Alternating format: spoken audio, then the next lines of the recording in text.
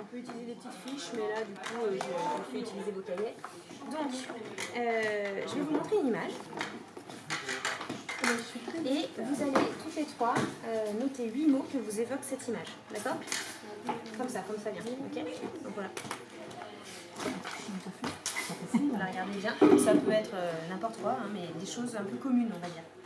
Notez des choses un peu simples. Notez 8 mots que vous évoque cette image. D'accord. 8, ouais. C'est normal.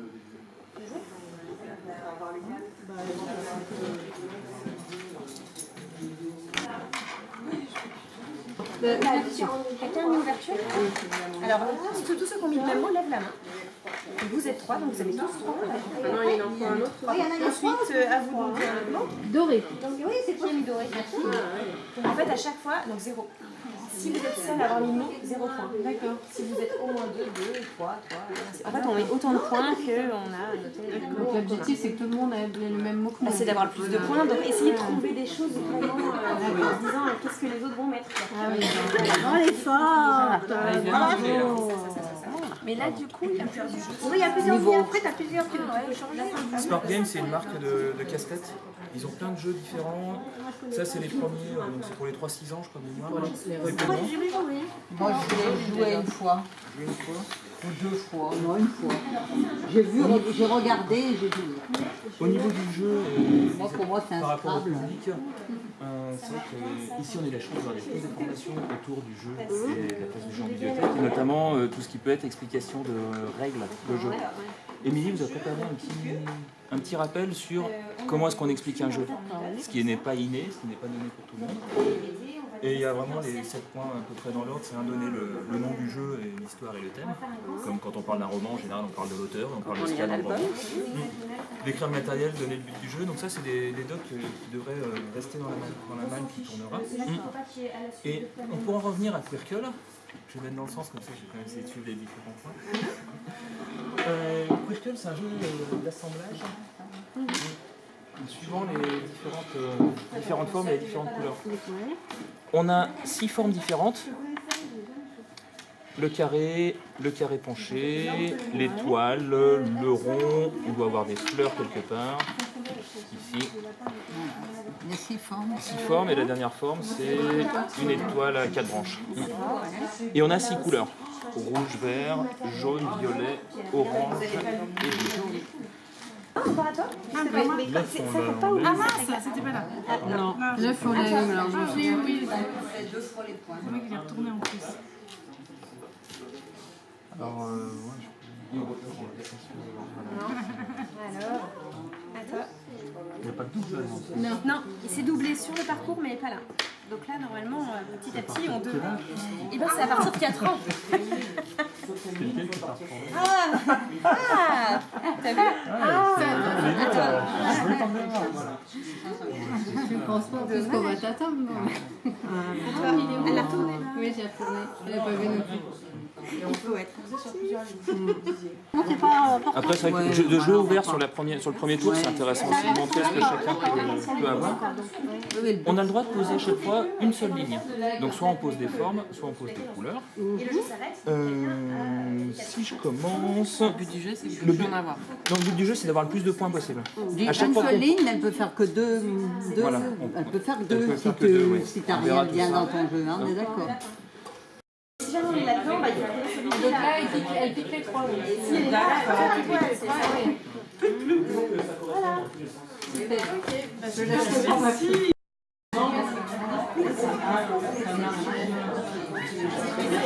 Pareil, c'est le même format, toutes les 10 minutes on tourne en fait. Sauf que là il y a des nouvelles tables, il y a des nouveaux intervenants et il y a toujours les tables de l'autre côté, dans la pièce d'à côté. Si vous n'avez pas eu le temps de trop jouer au jeu ou de voir un peu les jeux qu'on va vous proposer plus tard dans les malles, vous pouvez toujours retourner là-bas. Et pareil pour les jeux vidéo. Donc du coup, voilà, je vais vous demander de vous répartir un peu équitablement s'il vous plaît sur les tables, pas tous sur les livres augmentés, et de toute façon vous aurez le temps de les voir après. Merci Thomas. Est-ce que vous connaissez le principe des escape rooms? Oui. Ici, on est sur un jeu de société. D'accord, on n'est pas sur un vrai escape game avec du vrai matériel, des vraies clés, des vrais etc. Et pour y jouer, on est obligé de télécharger une application, donc soit sur une tablette, soit sur un smartphone. Cette application, elle est gratuite. Voilà, il faut juste à un moment donné connecter le smartphone ou la tablette à un réseau pour télécharger l'appli. Et l'appli, elle s'appelle Unlock. Donc je la lance. Ça c'est bon. Alors, c'est 3 boîtes, il existe 3 boîtes comme ça. Celui-ci, c'est la saison 1, on peut dire. Voilà, c'est le tome 1, la saison 1, la première boîte, qui s'appelle Escape Aventure. L'avantage pour ceux qui aiment bien jouer, et c'est surtout c'est commercial, c'est qu'en fait quand on joue une fois, on a fini. C'est-à-dire que c'est pas un jeu auquel on va rejouer, puisque l'idée c'est de résoudre l'énigme. Voilà. Après ça peut être aussi intéressant de l'acheter avec plusieurs bibliothèques, de se dépasser, voilà, de faire tourner. Alors ce qui est très bien fait dans le jeu, c'est qu'en fait on commence pour apprendre à jouer par un mini-jeu. Et le mini-jeu va nous permettre d'apprendre à jouer. Pour cette première aventure, vous passez un entretien dans la société secrète Unlock, au dernier étage d'un immeuble de bureau. Le directeur qui vous accueille a un sourire narquois. Il vous laisse dans une pièce en apparence anodine et ferme la porte à clé derrière lui. Lancez l'application, sélectionnez le scénario tutoriel et appuyez sur Start. Vous avez désormais 10 minutes pour sortir. Maintenant, retournez cette carte. Donc je vais faire ce qu'on m'a dit de faire. D'accord, je sélectionne tutoriel. Et voici à quoi ressemble l'appli. Allez. Pour utiliser cette machine, vous devez appuyer sur le bouton correspondant au bon picot et appuyer sur OK. Donc sur ma première carte, j'ai des numéros. Alors vite, puisqu'on a 10 minutes, vous prenez vite la carte 11, la carte 21. Hop. Voilà, donc vous êtes d'accord, on est une équipe là. Ouais, d'accord. Vous actionnez les 1, 69, 35, 42. On est une petite bibliothèque avec peu de moyens. On n'a pas de jeux vidéo en prêt, on n'a pas de jeux vidéo même sur place. C'est quelque chose qu'on a rajouté, qu'on a mis en place avec le peu de moyens que nous avions. Donc la Wii, c'est celle de notre pôle enfance, qui normalement est celle du centre aéré. On est allé leur piquer. Le vidéoprojecteur, on est allé le piquer au service com. Les câbles, la moitié c'est les miens. Voilà. Donc avec peu de moyens, avec du matériel que souvent les mairies ont déjà à disposition dans d'autres secteurs, on a réussi à faire une activité qui marche très très bien, qui est toujours pleine et qu'on fait donc une séance par vacances scolaires. Donc à chaque vacances scolaires, on fait un tournoi autour d'un jeu en particulier, donc soit Mario Kart, soit Just Dance. Ceux qui s'y prennent. Voilà, tout à fait. Donc le principe du tournoi, donc on accepte maximum 16 enfants en même temps, parce que sinon ça fait trop d'éliminatoires, des heures et des heures. Donc le principe, on a 4 groupes de 4 enfants, donc les 2 meilleurs à chaque fois sont choisis, ensuite le meilleur de chaque groupe, ensuite les 2 meilleurs des 2 restants, et enfin un grand gagnant. Le grand gagnant gagne un gâteau, voilà. Il est publié sur Facebook avec sa photo, tout fier de lui. Trop copain. Voilà. C'est une Wii tout court, c'est une vieille Wii. Donc ce qui est bien sur ce genre de console, c'est qu'on peut jouer jusqu'à 4.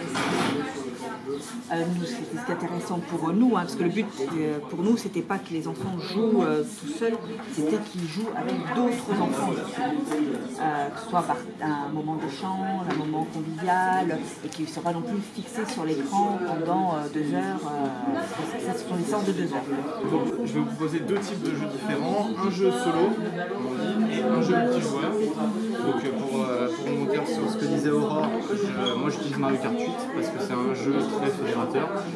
Mario Kart, c'est un jeu qui a bercé des générations de joueurs parce que la série a commencé il y a 20 ans, même plus je crois, de 92 je crois le premier, donc il y en a eu plusieurs.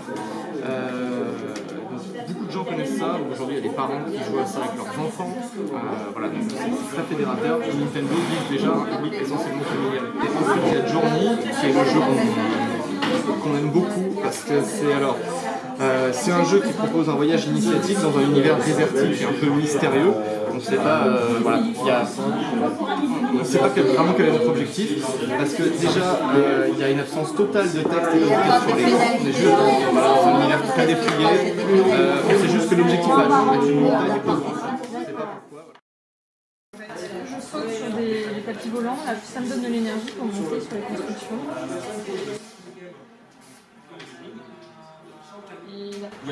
but du jeu, c'est d'aller sur la montagne, là, genre la montagne du destin.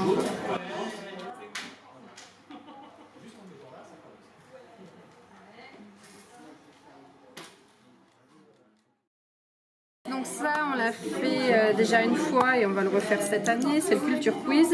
Donc c'est un peu sur le principe du Trivial Poursuite, sauf que c'est pas en plateau. Donc là, il faut s'y connaître un peu au PowerPoint. Donc on crée un PowerPoint, on choisit les questions. Donc il y a 6 thématiques différentes, cinéma, musique, people, littérature, etc. On choisit 5 questions par thématique. On essaye de faire des choses interactives, c'est-à-dire pas que des questions statiques, le drapeau du Mali ou je sais pas quoi. Donc on met des extraits vidéo de YouTube ou des extraits sonores pour deviner qui a chanté cette chanson, de quel film est extrait cette vidéo. Voilà, ça rend les choses un peu plus attractives. Le principe, c'est que les gens ont une feuille avec les 5 thématiques et puis les 1, 2, 3, 4, 5 questions. Ils répondent à chacun réponse. Ils ont un numéro de copie anonyme, donc 1, 2, 3, 4, 5, 6. Quand tout le monde en fait a répondu au quiz, les gens, on ramasse les feuilles, on mélange les feuilles, chacun récupère une feuille qui ne sait pas à qui elle appartient, donc comme ça il n'y a pas de jugement de valeur à dire ah lui il est nul, il n'a pas su trouver ça. Et il corrige. Il corrige. Au déroulé de l'animation, on va d'abord lire les 3 histoires. Et à la fin de chaque histoire, on va présenter très vite le jeu qui sera en rapport avec l'histoire. Donc là, on n'a pas allé chercher très loin, une histoire pas très connue qui s'appelle Les 3 brigands. Et un jeu du coup beaucoup moins connu qui s'appelle Les 3 brigands également. Et Cornebidouille et le Mystique de Cornebidouille, elles sont notées ceux-là sur la fiche. Et puis là, on a un petit peu moins de lien entre les deux jeux. Un livre qui s'appelle Menace verte. Je ne sais pas si vous le connaissez. C'est l'histoire d'un enfant qui va au supermarché acheter des culottes avec sa maman. Et alors il va pouvoir acheter des culottes toutes blanches, toutes banales. Et puis il découvre une promotion sur les culottes d'enfer. Et vraiment, il les trouve magnifiques. Ça lui donne très très envie. Et donc il convainc sa maman d'acheter cette culotte d'enfer. Il est très très fier de sa culotte d'enfer. Et il se couche avec sa culotte ce soir. Seulement problème, elle brille et ça lui fait peur. La difficulté principale sur cette animation, c'est d'avoir les 3 temps de jeu qui aient un temps très très proche. Puisqu'en fait, donc après avoir lu les albums, on va faire 3 tables de 4, si on est 12. Et on va tourner ensuite pour que les enfants puissent avoir joué 3 jeux. Donc pour tourner, il faut que tout le monde ait à peu près terminé en même temps, puisque le temps va se caler sur le temps de jeu le plus long. Il n'y a pas longtemps de ça, fait un atelier autour d'un logiciel de programmation qui s'appelle Scratch, qui est un logiciel à destination des plus jeunes pour apprendre à programmer en fait. Voilà. Alors c'est un logiciel qui ne nécessite pas en fait, de parler le langage HTML, mais en fait c'est des petits personnages qu'on fait avancer en leur donnant des ordres, voilà, qu'on déplace en fait. Avant de faire l'atelier, on ne savait pas faire Scratch en fait. On a des enfants qui font, donc on se dit si nos enfants le font, on va y arriver. Voilà, et donc on se lance. Ça a quand même nécessité un certain temps quand même de prise en main du logiciel nous avant de faire l'animation. Voilà. Mais c'était pas, c'est assez intuitif, donc c'est pas imposable non plus. Donc voilà, pour savoir bien. Et donc on avait ton livre et les cartes. Voilà. Et on avait ce petit élément-là. En fait, c'est un petit coffret avec des cartes et avec des petites activités en fait, assez rapides. On a mis en place la fête mondiale du jeu. On participe à la fête mondiale du jeu, qui est une fête organisée tous les ans à l'initiative des ludothécaires de France. Et nous, on le fait tous les 2 ans à la bibliothèque de Dardilly. Donc voilà. Donc, une animation qui est proposée souvent sur le samedi après-midi, début de soirée, tous jeux confondus, donc des jeux de construction, des jeux de quiz, des jeux de kermesse, des jeux de société, des jeux rapides, des jeux un peu plus lents, des jeux vidéo, tout public, voilà, c'est vraiment mélangé tout le jeu. Donc, on a la chance d'avoir un espace culturel assez grand, ce qui fait qu'on occupe bien l'espace avec plusieurs stands différents. Alors déjà on se crée un petit lutin, donc c'est pas compliqué, on va chercher là, on se crée un petit personnage, on peut mettre un arrière-plan, et après, alors quand lutin est cliqué, est cliqué, avancé de 10. Voilà, donc on avait pris quand ce lutin est cliqué, Après on met avancé de 10, on rajoute ça vraiment, on fait glisser. Voilà, à chaque Et fois. après, du coup, les enfants voyaient ce que ça donnait. D'accord. C'est arrivé jusqu'à 10. Ça, ah oui, c'est super long. Du coup, c'est long. Après, vous Ça pouvez met, bouger avec le pavé numérique si vous préférez. Le pavé à petit. sur 3 heures, il y a une bonne heure et demie sur le cours. D'accord. Pour le créer à partir de ça. Et parallèlement à ça, on a détourné cette fête mondiale du jeu en organisant qu'un événement jeu vidéo l'année dernière. Et là, ça a été pareil, un très très grand succès. On est parti du principe que, toujours pareil, dans notre espace culturel, on avait une salle de spectacle, on avait appris le gradin, là on avait un côté concours jeux vidéo, initiation à l'e-sport, tout simplement. On entend beaucoup parler d'e-sport en ce moment, donc qu'est-ce que c'est? Donc là c'était on avait 8 jeux différents, avec inscription des enfants et des adultes, et c'était le but du jeu s'affronter avec remise de prix à la fin. Donc vraiment le côté concours, et une autre partie où là on était plus le côté découverte sur différentes consoles, de la réalité virtuelle, des bornes d'arcade comme à l'ancien temps, un peu de rétro gaming aussi. Et là c'est pareil, une grosse animation, alors là on était plus en fin d'après-midi, début de soirée, jusqu'à peu près 10-11 heures, et on a eu à peu près entre 100 et 150 personnes qui sont passées, qui ont pu jouer et s'affronter. Bonjour à tous. J'espère que vous m'entendez bien. Je suis vraiment désolé de ne pas pouvoir être avec vous réellement, mais il y a eu des soucis d'avion, donc je n'ai pas pu venir jusqu'à vous. Donc je me présente, je suis Anthony Avila. Actuellement, je suis directeur adjoint d'une médiathèque dans la région de Rouen. Mais par ailleurs, je suis aussi formateur indépendant sur la question notamment du jeu en bibliothèque, beaucoup du jeu vidéo, mais pas que, et globalement de l'aménagement des bibliothèques pour faire notamment du jeu. J'arrive notamment avec l'expérience d'un projet avant le poste dans lequel je suis là actuellement.